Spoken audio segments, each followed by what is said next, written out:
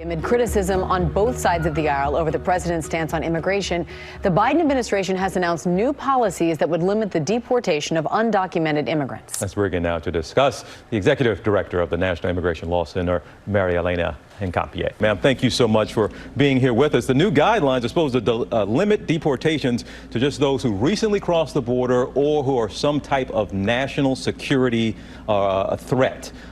Is this a good step? Is this in the right direction for you?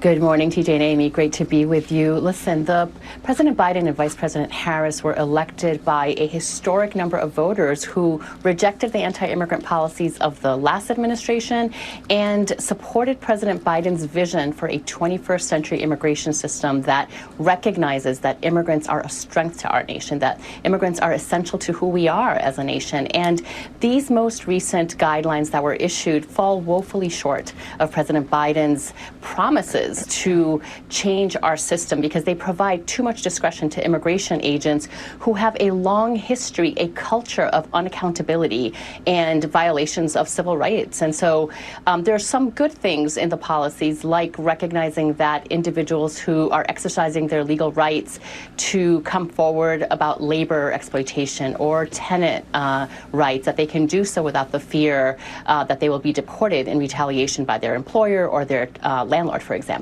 Your organization has stressed over and over again the need for a pathway to citizenship. You know there is a legislative deadlock there in D.C. So what is the path to that pathway, in your opinion?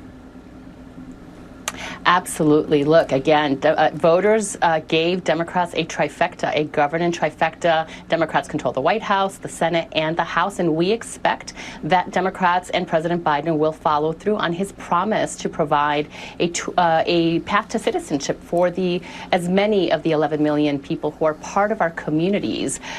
This includes essential workers who have been keeping the country afloat during the pandemic, and so we are expecting that Democrats do everything within their power to ensure that they follow through on that promise. Marielena, what's the right balance with this Title 42 that's been talked about so much, a policy that was in place, or Trump used it during his administration? It essentially allows the U.S. to send migrants back to their home countries because of COVID-19, if there's a health risk there, without giving them a chance to apply for asylum. And President Biden is using that same policy now. What is the right balance there between, I guess we're still in a pandemic? Mm-hmm.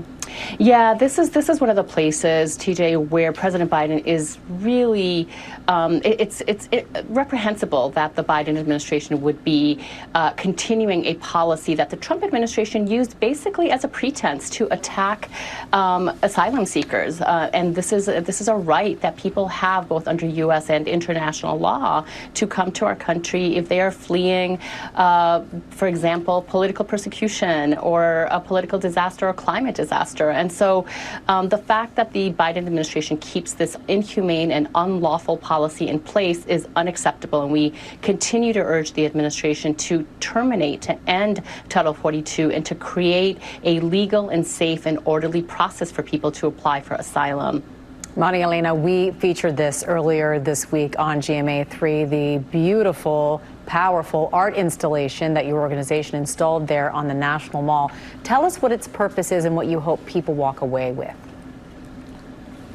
Yes, thank you, Amy. I got a chance to visit it myself, and it was so profound. Look, the United States is a nation that is built on indigenous people's land, and unless you are a Native American or a descendant of slavery, all of us are immigrants to this nation, and immigrants are essential to our story. Immigrants are essential to who we are, and most importantly, in this moment, immigrants are essential to our recovery. There is no recovery without immigrants, and again, we are relying on immigrants every single day, and we brought this installation to the mall, hopefully to, again, raise awareness so that people can understand the stories of the individuals that we are so interdependent with, that we are relying on for our own survival. And we believe that everyone in our country should have the freedom to thrive, including immigrants, and we're calling on Congress again to recognize them under the law and to ensure that immigrant essential workers are paid, they're protected, and that they're honored.